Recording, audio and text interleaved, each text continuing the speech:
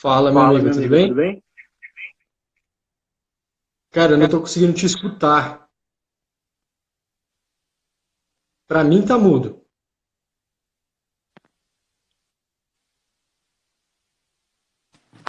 Como que tá o som? Ah, agora eu tô ouvindo normal. Eu esqueci o fone, cara. Esqueci o fone em casa, vou ter que falar sem fone. Acho que o áudio tá bom? O áudio tá bom, tô Ah, conseguindo ouvir bem. Bom, beleza. O João, pessoal tá ouvindo legal também. Alô, Lancha. Oi, Lu, tudo bem? Que honra ter você aqui. Dai, minha futura esposa aí, tá online. todo mundo online, né, hoje. Pô, que beleza, fico João, feliz. queria parabenizar você por ser aí o mais novo membro da Plenitude. Seja muito bem-vindo, tá? Com certeza vai contribuir muito aqui com a gente, não tenho dúvidas disso. Queria também dar um alô para todo esse pessoal que está entrando, tá? Sejam muito bem-vindos à live. João, se apresenta um pouco. Aham. Bom, primeiramente, obrigado, Gui, pela oportunidade de todo mundo tá nesse grupo incrível e ser o mais novo membro. Ainda novo, né? 23 anos, ter entrado numa equipe tão gigantesca e, bom, só de profissionais que me incentivam e me dá toda a motivação para chegar a um nível muito, muito legal na profissão. Bom, como eu falei anteriormente, eu sou estudante ainda, estou no último, acabando, finalizando agora, TCC em novembro, já finalizo, tenho 23 anos, sou aqui de Londrina, e na verdade minha história com a nutrição já começa faz bastante tempo, na verdade, eu estou na graduação, mas já vai fazer quase 5 anos que eu trabalho no consultório de nutrição clínica, né, voltado um pouco mais para a parte de emagrecimento, nutrição esportiva. Ano passado eu trabalhei com a parte de nutrição no time de futebol aqui da cidade, Londrina Esporte Clube. Então tive a oportunidade de trabalhar com atletas, né, em coletivo, também foi uma experiência incrível. E bom, eu espero poder agregar com vocês aí um Vai pouquinho. agregar, vai agregar, com certeza. Eu acho que todos nós, né, somos seguidores e fãs de um do outro, né, de um trabalho de um do Ah, com outro. certeza. Então, a gente Com só tem que certeza. agregar mesmo e profissionais com o mesmo pensamento, né, vão mais longe também. Sim, sim, Uma equipe, né? sim, Bom, exatamente. hoje Vamos abordar aí? falar sobre os erros do processo de emagrecimento, com certeza você já É, viu quase todos os erros, né? Eu também, com certeza. exatamente, Se eu não vi, tá para exatamente. surgir alguma coisa que alguém Sempre faça. tem coisa nova, né? É, Sempre aparece alguma coisa nova no consultório que a gente nem sabia. alguma hora chega aqui Mas que eu acrescento na lista. pois é. Bom, Bom, pode começar, Gui, que eu vou complementando conforme você achar melhor. perfeito. Iniciando pela primeiro erro, que a gente mais comum de ver aqui nos processos de emagrecimento. Dietas muito restritivas. Bom, Uhum. quem faz dieta muito restritiva, geralmente sempre causa um efeito rebote no pós, né? A gente tenta buscar resultado rápido e faz uma dieta muito restrita. O que acontece? Essa dieta restrita, muito baixa em caloria, ela prejudica tanto o nosso metabolismo basal, como também ela altera, né, os mediadores de apetite. A pessoa que faz essa dieta, ela acaba ficando com mais fome, ela fica menos saciada por conta desses hormônios reguladores que desregularam, né? E isso a Exato. gente vê em alguns estudos que esses resultados, essas alterações, elas continuam, elas se permanecem até um ano depois que as pessoas fizeram essas dietas. Então, assim, não é Uhum. uma dieta restritiva que você faz e depois de um mês os seus hormônios já estão normais. Não, isso é encontrado ainda um ano após você fazer essas Uhum. dietas. Então, bom, primeira seria essa, dietas muito restritas, com certeza atrapalham muito o processo de emagrecimento, porque a gente acaba tendo processo agudo e não crônico, como a gente deseja, e todo processo agudo, toda perca rápida, ela tem também um ganho rápido, né? Isso é a fisiologia do nosso corpo. O que também você tem a falar sobre dietas muito restritas? Bom, eu acho que foi até o tema, essa parte de dietas restritivas foi o tema do Thiago, abordado há pouco tempo. E realmente, a parte de dietas restritivas, essa busca do emagrecimento crônico, é engraçado que os pacientes, muitas vezes, eles já vêm no consultório falou assim, eu quero vim aqui para fazer a dieta cetogênica, eu vim para fazer jejum intermitente, né? Eles já vêm esperando que você faça e rotule algum tipo de dieta para eles. E como você falou, né, emagrecimento, tanto o emagrecimento também quanto a hipertrofia, é algo que é crônico, não é de forma aguda que acontece, né? E o problema dessa restrição severa, né, é que a gente vê que ocorre a termogênese adaptativa, né? E essas regulações de leptina, insulina, onde as pessoas vão adquirir maior compulsão alimentar, né?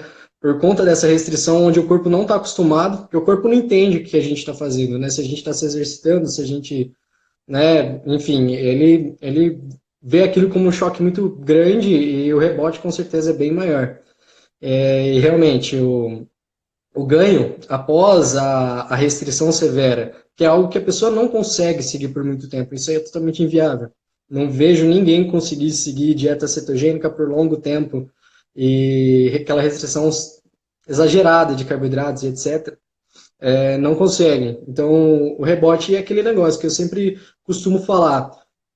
Não é de acordo com a realidade, né? Não é de acordo com a realidade nem a individualidade do paciente, do indivíduo.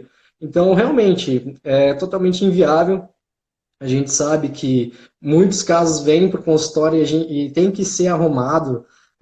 Então, vem com totalmente os hormônios desregulados, vem com uma crise de compulsão alimentar, onde a gente, antes da gente trabalhar a parte dietética, a gente vai ter que trabalhar N fatores que foram interferidos, né? Como a parte comportamental, né? Os distúrbios alimentares, para poder a gente trabalhar e botar na cabeça da pessoa que não é uma dieta restrita que vai fazer ela realmente emagrecer, mas que seja algo gradual, né? E a longo prazo, para que seja um negócio contínuo e constante, né? Acho que é mais ou menos por aí. Exatamente. E para quem não sabe, a termogênese adaptativa, ela é aquela situação em que seu corpo, ela reduz os seus gastos energéticos, fazendo com que você gaste menos em todas as atividades do seu dia. Ou seja, se você está consumindo pouco, seu corpo ele se autorregula para ele gastar menos nas suas atividades. Ou seja, isso é a termogênese adaptativa. Nós diminuímos nosso gasto, nós diminuímos o gasto também basal, e isso ocorre, né, por conta de dietas muito restritas, tá? Além de, né, também alterações nos hormônios da tireoide, alterações desses mediadores de apetite. E eu concordo totalmente. Assim, às vezes as pessoas elas chegam no nosso consultório já querendo uma dieta pronta, já falando assim, já passei em muitos nutricionistas e nenhum deu certo, Exato. porque todos me passaram comida, arroz, feijão, e eu não quero isso, eu quero emagrecer. E aí você tem que Exatamente. explicar para essa pessoa que não é assim que ela se emagrece, não vai ser rápido também o processo, né? Isso também envolve toda uma Exatamente. questão, né, psicológica da dieta. Exatamente. E Porque eu sempre, desculpa te interferir, Gui, porque eu sempre falo, realmente, para algumas pessoas e alguns pacientes aqui no consultório que eu acabo tendo contato, que a nossa alimentação é totalmente ligada com a parte comportamental, né? Então, eu uso um exemplo bem besta, assim, se você tá triste, levou um pé na bunda do namorado, você vai sair com a tua amiga tomar um sorvete. Se você ganhou uma promoção no trabalho, você vai com teus amigos num bar comemorar, ou etc, né? Tudo está vinculado à comida, né? Então, essa parte comportamental e emocional tá ligada. Então, onde a gente acaba desregulando essa parte hormonal, essa parte psicológica. Realmente, eu acho que daí o maior problema quando chega aqui no consultório é isso, trabalhar esse comportamental, a carbofobia, né? Aquela pessoa que, pelo amor de Deus, comer arroz, feijão, já porque as pessoas perderam o hábito de comer realmente arroz, feijão, coisas do tipo, né? Então, realmente é uma preocupação muito grande quando o paciente já chega aqui no consultório com esse quadro de ter passado por inúmeros profissionais e por ter tentado de tudo. Porque quando o paciente já fala assim, já tentei de tudo e não consigo emagrecer, né? Eu quero ver o que você vai fazer. Então você já chega com um certo problema que você tem que trabalhar não no cardápio, né? Infelizmente ela está esperando, ela vem no consultório esperando sair com papel, né? Já começa por aí, ela quer sair com papel, mas a gente sabe que aquilo é um mapa só para ela seguir, mas infelizmente a grande maioria que a gente vê é mais ou menos por esse lado.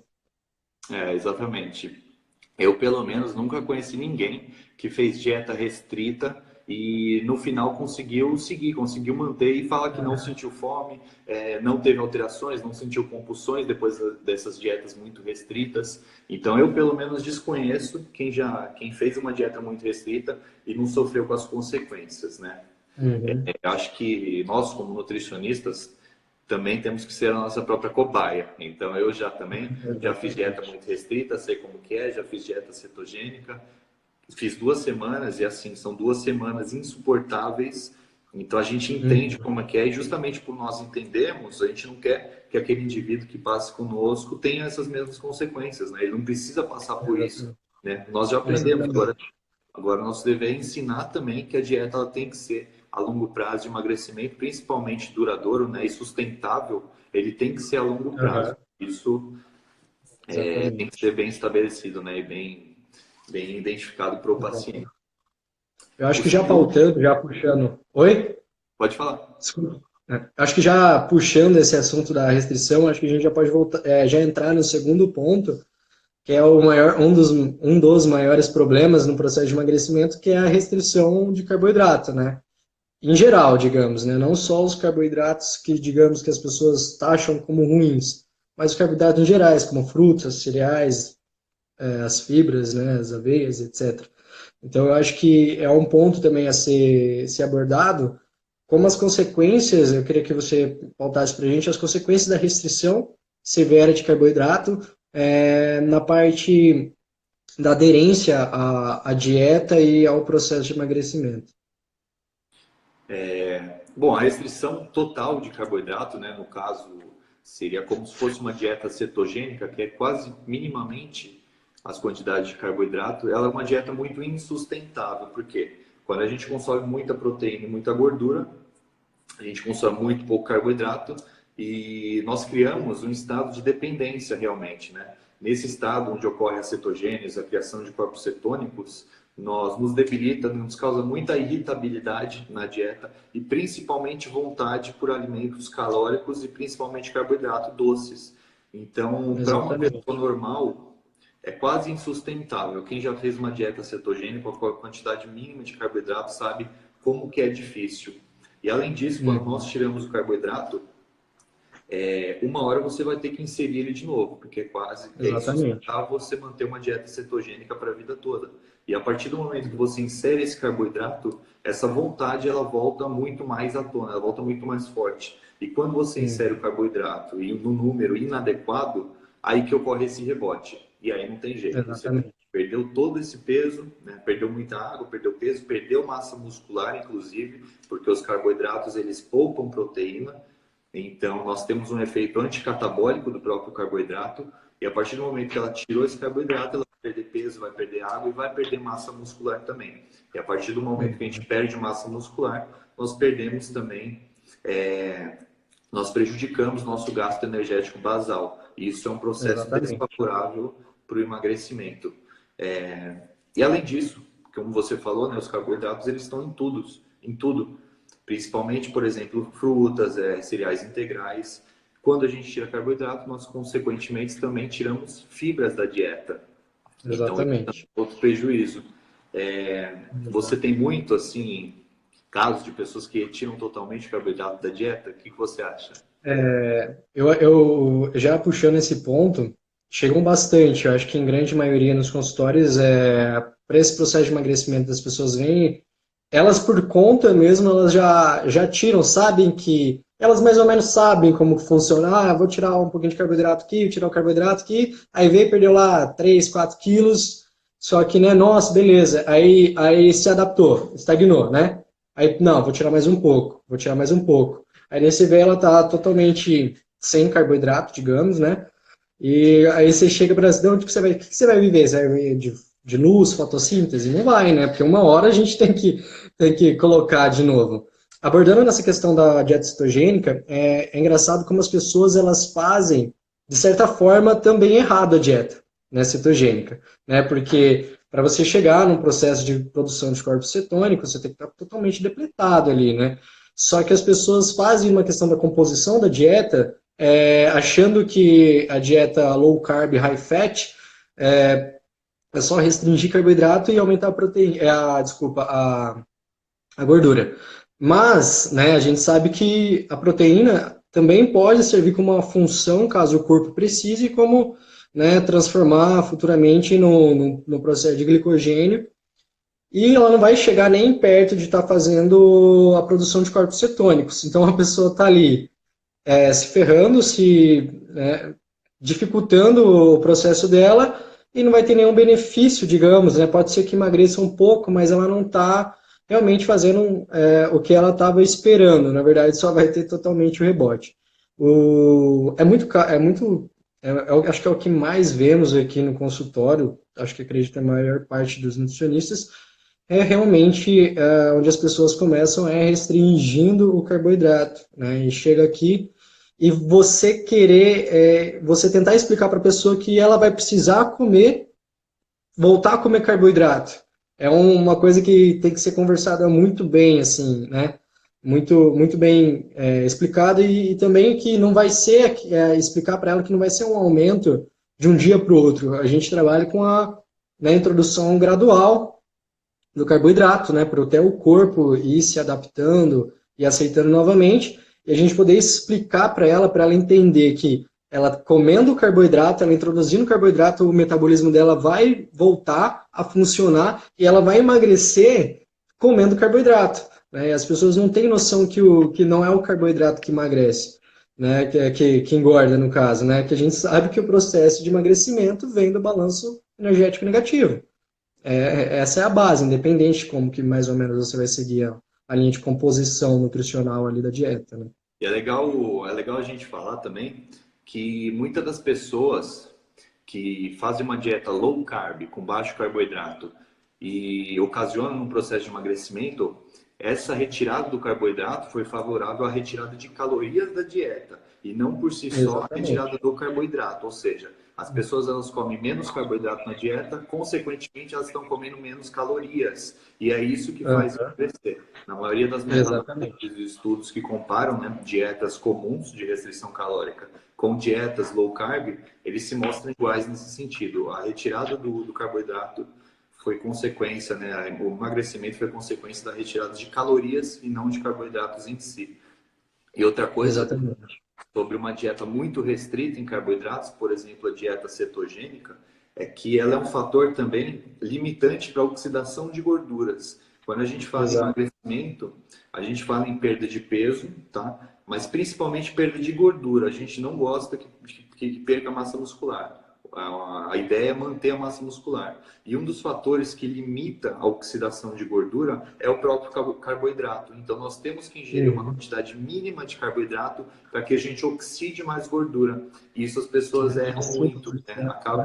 Acaba tirando muito carboidrato, perde peso rápido, mas acaba com a massa muscular também e não acaba oxidando e queimando mais gordura como deveria e como seria mais eficiente no processo de emagrecimento. Então, E, também é um dos fatores, né, que prejudica, por exemplo, essas dietas. exatamente. Exatamente. Aí vem a perda de massa magra, vem, consequentemente, a queda do metabolismo, né? Acho que associando essa questão também da restrição calórica ser um fator para emagrecimento, da gente explicar também que não é a pessoa ficando muito tempo sem comer, né, que a gente fala a questão o jejum emagrece. Não, peraí, não vai ser o jejum que vai emagrecer, vai ser a restrição calórica total que você vai fazer de acordo ao dia, que vai fazer o processo de emagrecimento. Então, se você passar a manhã inteira em jejum, fazer jejum de 24, 18 horas, isso vai depender do que você comeu no período que você introduziu a comida no dia. Então, esses períodos longos e prolongados, muito tempo sem comer, também é um fator que a gente vê que realmente prejudica muito e é um erro muito grande das pessoas no processo de emagrecimento, né? Exatamente, como no caso dos jejuns prolongados, né? Que as pessoas também não fazem o jejum certo, geralmente fazem sempre errado os métodos que utilizam. Então é mais um fator que prejudica no emagrecimento, né? Quando elas sentam na nossa frente e falam sobre a dieta que elas estão fazendo. O Uhum. terceiro nosso fator de um erro no processo de emagrecimento é a retirada da gordura da dieta. Uhum. Muitas pessoas tendem a retirar totalmente a gordura da dieta, deixando carboidrato e proteína, mas esquece, né, que as próprias gorduras têm identificações e têm gorduras boas no nosso corpo que são benéficas e são necessárias Exatamente. para o funcionamento do nosso organismo. Né? Uhum. Você vê muito esses casos de retirada de gordura, uma dieta somente com carboidrato e proteína. Ó, eu vejo mais, na verdade, numa composição da pessoa estar consumindo, na verdade, ao mesmo tempo que ela retira o carboidrato, ela está retirando a gordura também. Ela associa os dois e vem aqui só consumindo, digamos, a carne e a salada, né? Que praticamente não tem muitas calorias. Mas as pessoas veem que realmente o, por fato da gordura ser mais calórica, acha que por conta disso ela vai tá engordando e não vê que o consumo adequado das gorduras não está principalmente vinculados a algumas auxílio de algumas funções hormonais do nosso corpo, né, regulações hormonais do nosso corpo. E de certa forma, eu não vejo muita pessoa comer só carboidrato e proteína e tirar a gordura. Eu vejo mais aqui no consultório, onde eu trabalho, as pessoas virem realmente praticamente só com a proteína ali, né? Ou a proteína e gordura, né? Para algumas pessoas fazem a low carb, high fat, mas que venha só com proteína e carboidrato visível assim, as pessoas relatam. Não, mas eu acho que o que deve ser ressaltado sobre o consumo das gorduras é sobre esse papel essencial. Também algumas absorções de algumas vitaminas, principalmente as lipossolúveis, né, que elas não acabam lá, vê que tá comendo lá os seus legumes, suas saladas, etc., tá achando que está consumindo os micronutrientes, só que não tem um consumo adequado de gordura e não está tendo nenhum aproveitamento desses micronutrientes lipossolúveis para absorção da dieta, né? Então, Exatamente. acaba não adiantando nada, né, digamos. A gente pode É mais citar dois fatores, né, principalmente do baixo consumo de gordura ou um consumo nulo de gorduras, que seria realmente a parte hormonal que você falou, que as gorduras elas são fontes de colesterol e o colesterol é precursor de basicamente todos os nossos hormônios do nosso corpo, nossos hormônios esteroides. Então, ela é de fundamental importância para a gente ter esse controle hormonal no nosso corpo e também justamente a parte das vitaminas lipossolúveis, né? E hoje em dia principalmente a vitamina D, que ela é muito falada. exato.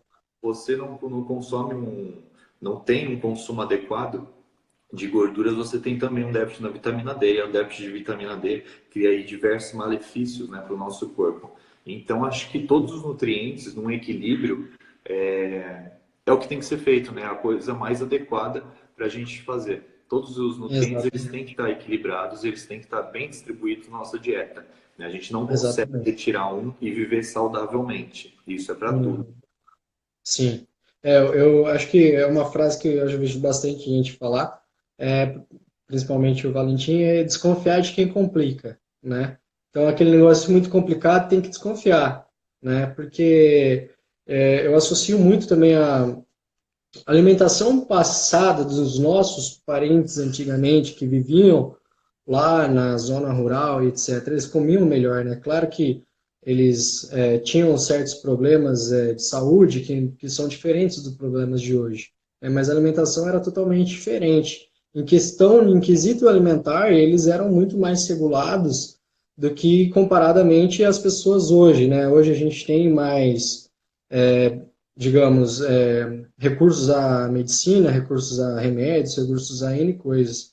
Só que comparar a alimentação passada dessas pessoas que tinham acesso à alimentação, eu acho que era, né, para mim, eu acho que ali era a alimentação ideal, né, onde a pessoa consumia carne, consumia os legumes, os hortaliças, comia os carboidratos, arroz e feijão.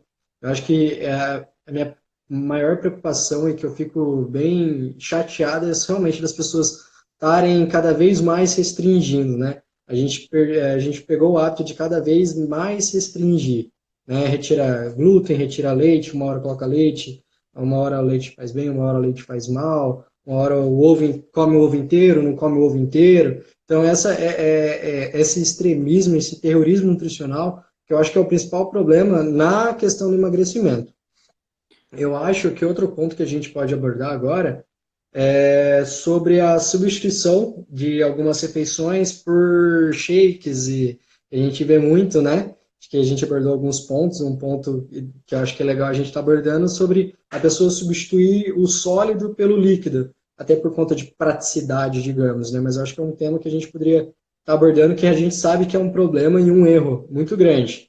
Queria a tua opinião sobre essa parte. É, na verdade, a substituição de uma refeição sólida por líquida, geralmente essa refeição líquida, ou ela é pobre em nutrientes, né, ou ela é muito rica só em proteína, não tem os carboidratos necessários, ou na maioria das vezes ela é uma refeição líquida com baixa quantidade de fibras, ou ela é uma refeição líquida daqueles shakes prontos que se chamam substituidores, né, de refeição, que ali tem, por exemplo, açúcar simples, tem gorduras ruins, então é uma substituição totalmente inadequada. Além de uma refeição líquida, ela tem uma digestão e absorção muito mais rápida, o que faz com que você fique muito menos saciado do que uma refeição sólida. E às vezes, numa Exato. refeição sólida, a gente consegue comer, por exemplo, 300, 400 gramas com muito menos calorias do que aquele shake que tem 300 ml.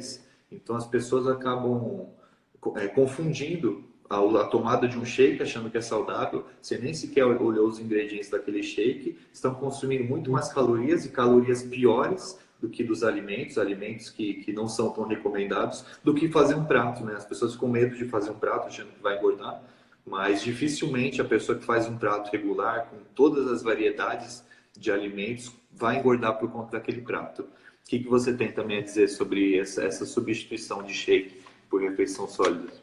Ao contrário, né? Bom, eu acho que exato. Tudo que você pontuou, eu concordo plenamente. Essa substituição, até por conta de praticidade, que as pessoas perderam o hábito de preparar a refeição, querem tudo da forma mais rápida e simples possível. Claro que a gente entende que muitos têm a vida corrida, né? E tem pouco tempo, às vezes, para se alimentar. Mas acho que esse é o principal ponto nessa questão da pessoa substituir o líquido pelo sólido, achando que consumindo líquido vai emagrecer, né, utilizando aqueles shakes que vendem em farmácia ou de uma famosa marca que existe aí, né, que tem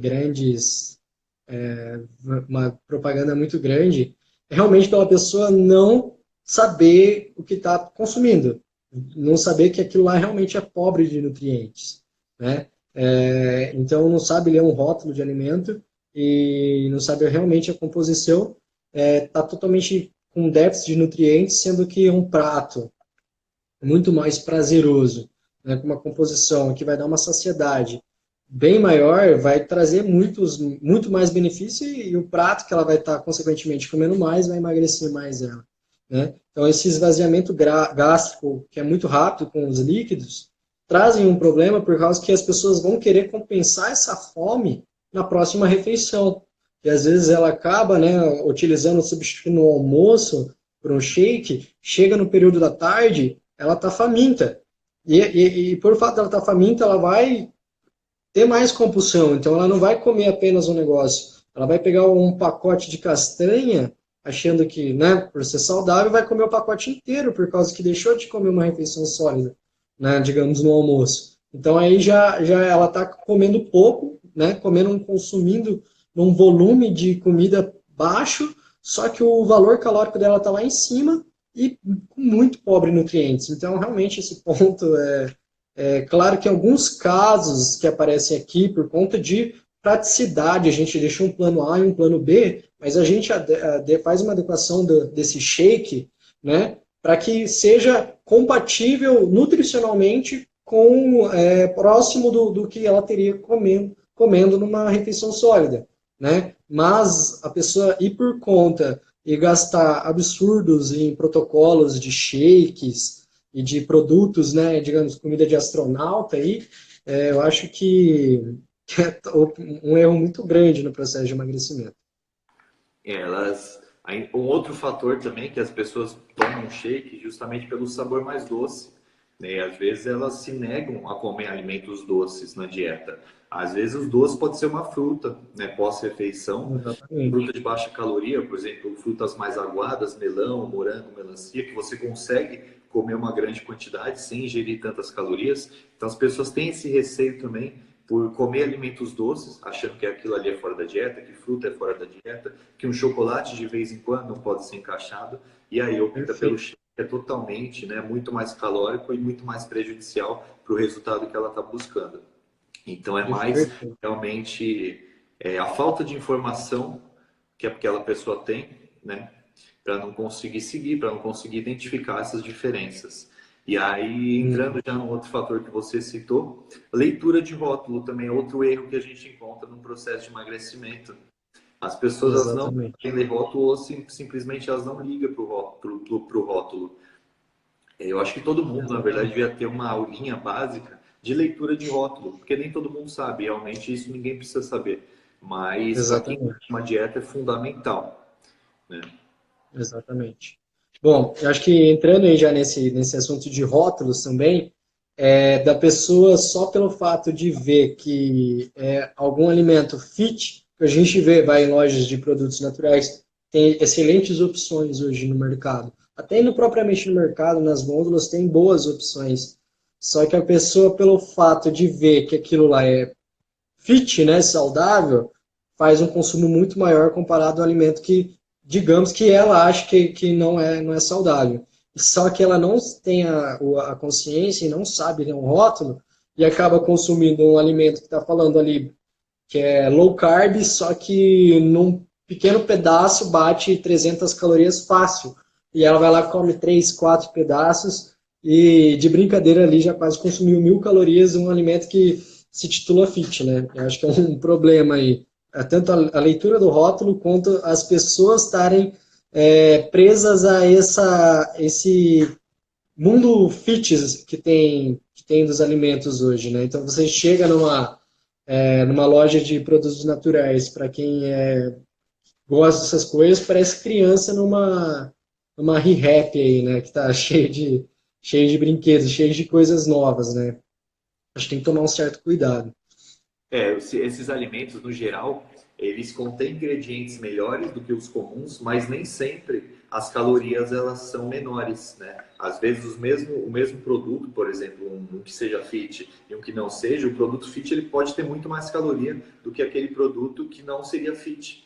E aí a gente tem que também saber identificar isso nos rótulos, na leitura, na porção. Isso é de fundamental importância. Não adianta você trocar um alimento com 60 calorias por um fit de 300, né? Porque a gente sabe que Exatamente. no processo do emagrecimento, o déficit calórico é ali a base, né? Ele é a coisa mais importante num processo de emagrecimento. E Exatamente.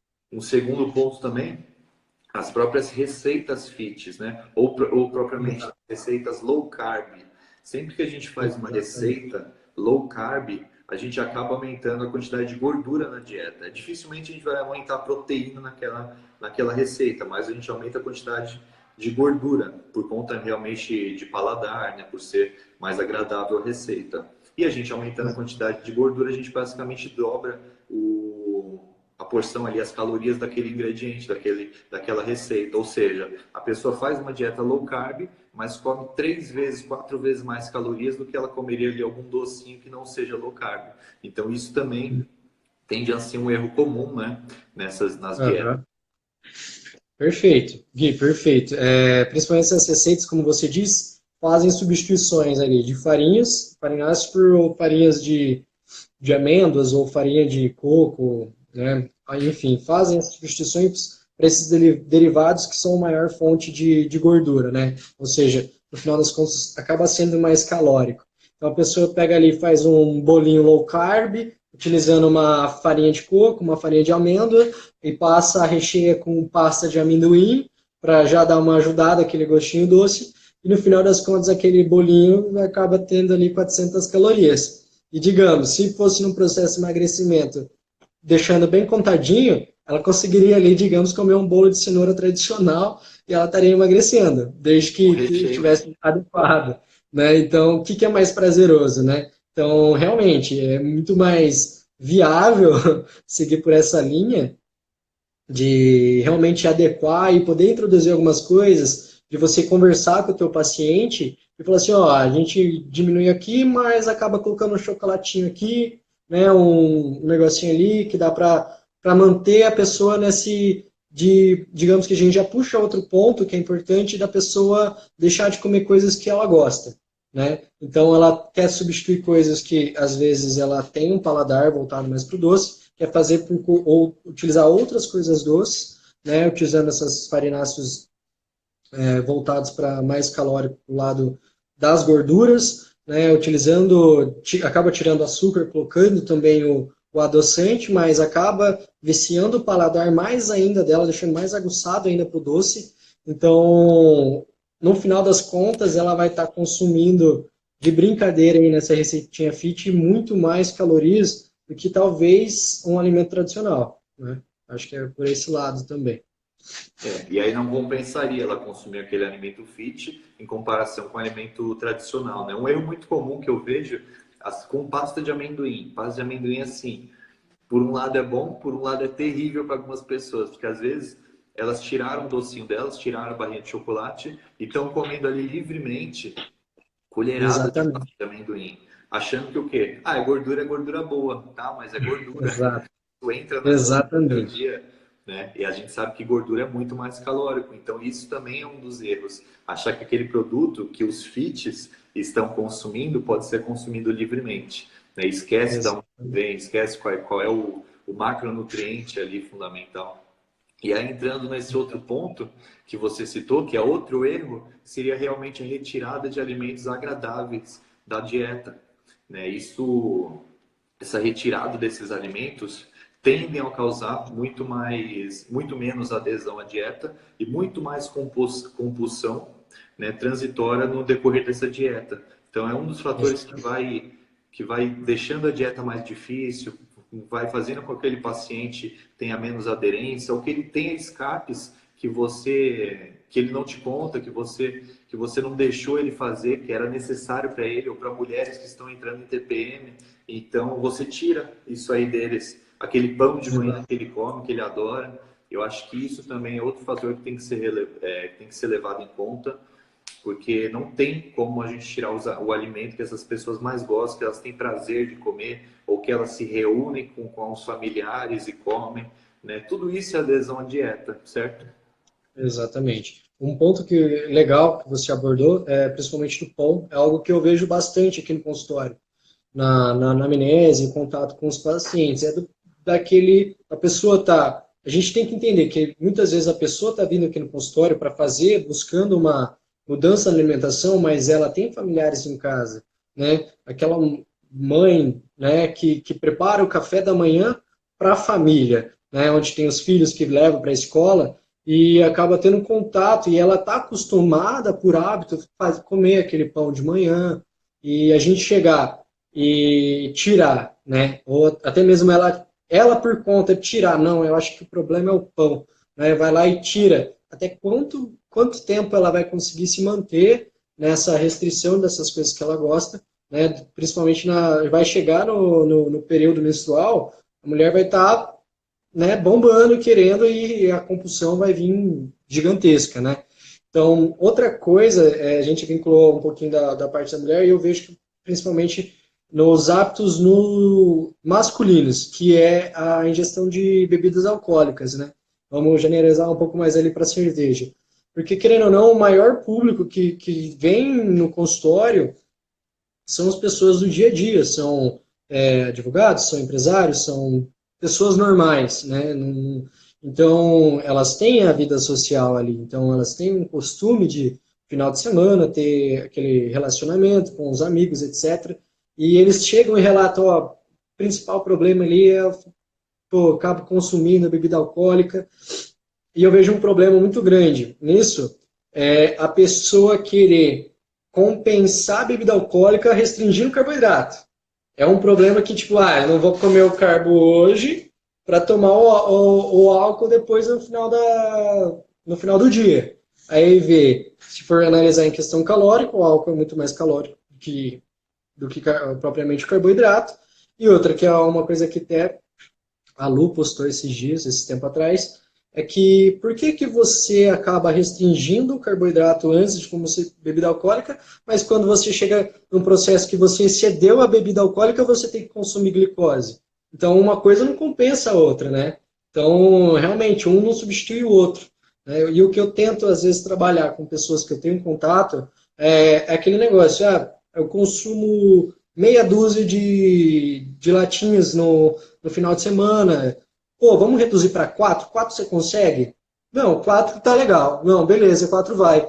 E vai por aí, aquele desmame que daqui a pouco a pessoa, pô, tá ali tomando menos da metade e tá se sentindo muito bem. Entendeu? Isso usando um ponto como a bebida alcoólica como um princípio. Mas a gente poderia estar introduzindo também no pão, onde a pessoa consumia 2 pães franceses, porque não pode comer um e meio, diminuir para um, né? A pessoa consegue isso. Isso é muito mais acessível e a pessoa vai aderir. E querendo ou não, a restrição calórica está acontecendo. Entendeu? Então, o processo de emagrecimento, consequentemente, pode demorar mais um pouquinho, vai ser um pouco mais prolongado o emagrecimento, mas ela vai estar fazendo e ela vai emagrecer. Né? Diferente do que restringir total, que ela não vai conseguir seguir por tanto tempo. Isso serve, na verdade, para tudo, né? Essa redução progressiva, ela serve para qualquer tipo de alimento, tanto para o álcool. Geralmente, nos meus atendimentos, eu realmente aconselho essa diminuição da frequência do consumo de álcool. Às vezes, os indivíduos eles chegam com 3 vezes na semana consumindo álcool e você conversa, fala, tem como ser 2 vezes, né? E essas 2 vezes, geralmente, o que atrapalha muito a dieta não é somente o fato de beber, mas sim o fato de sair da dieta, né? Nos dias ou nos períodos que você está bebendo. Geralmente, quando você está bebendo, você para de fazer dieta 6 da noite e volta no dia seguinte no café da manhã. Ou seja, você perdeu refeições, voltou para casa bêbado, passou no McDonald's na volta. Você fez tudo Exato. errado, entendeu? Não foi só Perfeito. beber. Né? Se fosse só beber, seria um pouco menos pior, mas você fez Exato, tudo errado o dia exatamente. inteiro. Então, isso aí Vai acaba. muito mais, né? Vai muito mais. Essa parte do McDonald's, do drive-thru, é totalmente verdade. E o que a gente vê muito também, a questão do consumo de bebida alcoólica, é que é muito difícil a pessoa, no outro dia, no café da manhã, acordar e comer o que ela está acostumada, né? Provavelmente ela não vai acordar cedo, vai acordar perto do horário, e a gente sabe toda a desregulação que acontece de processo de desidratação, né? Aquele hiperinsulinemia, onde a pessoa vai estar totalmente acessível e induzida a consumir alimentos bem calóricos, né? Então a gente vê muita pessoa que consumiu a bebida alcoólica e no outro dia acordou e tomou 2 litros de coca. É muito comum, né? Porque realmente é muito difícil quem tem esse exagero no dia seguinte acabar aderir 100% da dieta, né? Eu acho que um ponto que a gente tem que ressaltar também nessa questão de que entrou final de semana semana de e começar e parar é a questão do peso, onde as pessoas que realmente elas estão preocupadas com o emagrecimento é que elas acordam de manhã, elas pesam, chega no final do dia ela está pesando e fica naquele de pesar constantemente e chega lá, ô Nutri, eu não, pô, não tô emagrecendo, porque eu cheguei lá, perdi 1 quilo, daí chegou o final de semana, mas eu ganhei 2 quilos, e não tá funcionando, não tá funcionando comigo. Então, eu acho que um ponto principal que a gente tem que abordar é sobre essa questão da pessoa estar se pesando constantemente, atrapalha totalmente o processo de emagrecimento. Eu sempre dou a dica para a pessoa não se pesar, ou se pesar pelo menos, se a pessoa tem hábito de se pesar semanalmente no mesmo horário. Porque, por exemplo, tem consultas minhas que eu atendo o indivíduo aqui, por exemplo, de manhã, e no retorno ele vem à noite, sendo que de manhã para a noite ele já ganhou 2 quilos de água, entendeu? Aí ele fala, nossa, eu tô mais Exatamente. pesado. E quando você faz ali a aferição do percentual de gordura, não. Foi a aferição ali, ele está com menos percentual de gordura, mais pesado. Certo? Exatamente. O peso ele é muito relativo. Do dia para a noite a Exato. gente tem variações, inclusive uma variação, por exemplo, se você comeu mais carboidrato no dia, menos carboidrato, o carboidrato por si só, ele já leva água para as células, então ele tem esse efeito nessa de osmolaridade, ou seja, saiu no final de semana, comeu muito carboidrato, comeu tudo que podia, né? Fez o dia do lixo. Segunda-feira acordou com 3 quilos a mais. Com certeza, isso não foi gordura, porque ele teria que comer aí de 7 a 9 mil calorias para conseguir 1 quilo de gordura. Mas não, aquilo ali foi água, e aí você tem que explicar para ele, olha, vai fazendo exercício físico, mantenha a sua dieta como tá, e no final da semana você se pesa de novo. E aí sim, ele vê que ele está com aquele mesmo peso, e aí esse erro continua sempre. Mas a gente tem que realmente alertar que o peso ele é muito transitório. Não tem como ter uma análise ali profunda do peso, mas sim pelo percentual de gordura. Isso que é o que a gente tem que aferir, isso é o que é mais relevante na nossa consulta. E entrando em outro ponto que você citou, por exemplo, da bebida alcoólica, desses dias do lixo, é o final de semana. Então, outro erro seria as pessoas seguirem uma dieta de segunda a sexta e nos finais de semana extrapolarem na dieta, né? A gente tem ali o nosso déficit energético diário, esse déficit energético se totaliza na semana e você chega no final de semana, atinge um superávit calórico, inibe, né? E basicamente equilibra todas essas calorias que você gastou durante a semana. Exatamente. Sendo que você fez 5 dias de sacrifício para 2 dias, né, de perda de todos esses resultados. Isso no final de um mês, no final de um ano, você vê o quanto que isso ia ser relevante se você tirasse esse final de semana e seguisse a dieta certinho, né, ou errasse um pouco menos. As pessoas elas não somam isso, né? 2 dias numa semana de 2 dias depois de 5, isso se você totalizar no mês são muitos, né? São 8 dias no mês. Exatamente. É bastante coisa. Acho que vamos responder aqui a Thay Pinheiro, que ela está com algumas dúvidas. Ela perguntou sobre a pessoa que tem costume de beber em muitas quantidades no final de semana. Foi o que a gente abordou há pouco tempo, Thay. Se a pessoa está acostumada a consumir, digamos, umas 6 unidades de cerveja, é muito fácil ela restringir para 5. É totalmente dentro da realidade, né? Não vai ser uma cerveja a mais para ela que vai deixar ela satisfeita, entendeu? Então, essa restrição gradual, aos poucos, de acordo com a realidade do paciente, é o que a gente vê mais viável. Sobre você falar que é a questão que é bem complicada, essa questão, porque você não sabe lidar muito com isso. Aí já entra outro ponto, tá, que a gente quer abordar, que é sempre você estar tentando buscar o emagrecimento com auxílio de algum profissional. Porque os profissionais vão estar com toda a parte de trabalhar não só com você, o cardápio. A gente não quer entregar, o nosso papel aqui não é te dar um papel, nosso trabalho não é te entregar um papel, é a gente fazer você, ajudar você a mudar os seus hábitos alimentares, de acordo com a tua realidade e com a tua individualidade. Que eu falo, vocês trazem as ferramentas para a gente, né? Vocês trazem as ferramentas. Ó, o professor Tassi entrou aí, já está acompanhando. Tomar cuidado, tá falando aqui, senão, enfim. Então, você traz a ferramenta e a gente tenta trabalhar em cima das ferramentas que você trouxe. Então, esse processo de você pesar o tempo inteiro não é aconselhável, porque o peso é muito variável e você não está de acordo com realmente a composição. Porque as pessoas vêm aqui, pô, mas estou pesando 58 e cheguei aqui depois de 30, 45 dias, estou pesando 57. E ver depois na avaliação física que teve uma redução aí de 5, 6% de gordura. Então é totalmente diferente peso corporal e composição corporal, né? Então tem que tomar muito cuidado. Então, tá, o conselho que a gente dá para você, é claro, você está buscando um profissional para te auxiliar, tá? E não fazer nada que seja fora da tua realidade, entendeu? Se você tem um costume de ter uma vida social um pouco mais ativa no final de semana, restringe apenas pequenas quantidades, entendeu? Se você tem costume de beber, mas no final da noite acabar consumindo algum lanche, tenta evitar de consumir esse lanche ou restringe um pouquinho a bebida antes. Só esse fato de você estar diminuindo vai acabar ajudando. É que realmente as pessoas não entendem que o álcool é prejudicial. Né? Então, por isso que a gente fala, álcool é algo bem preocupante, principalmente para o público masculino. Né? Principalmente o público que é mais velho. Chega ali o pessoal dos 40, 50 anos, que já tem um hábito de vida de muito tempo. Né? Então, é difícil a gente mudar um hábito de 30 anos em 30 dias. Isso aí, digamos que é quase impossível.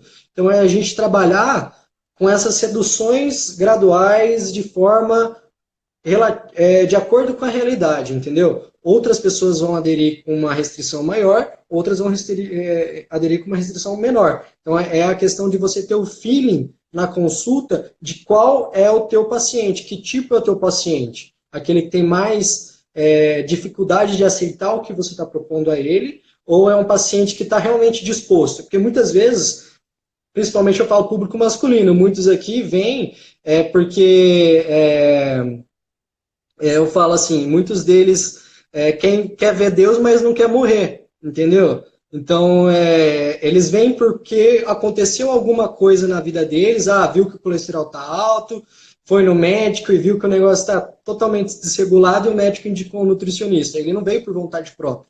Então, é um paciente que a gente tem que trabalhar e ter um feeling maior, que ele tem que ser trabalhado com uma delicadeza um pouco maior. Eu acho que é mais ou menos por aí a linha de trabalhar com pessoas que têm uma certa dificuldade de aderir essas coisas que a gente propõe a eles.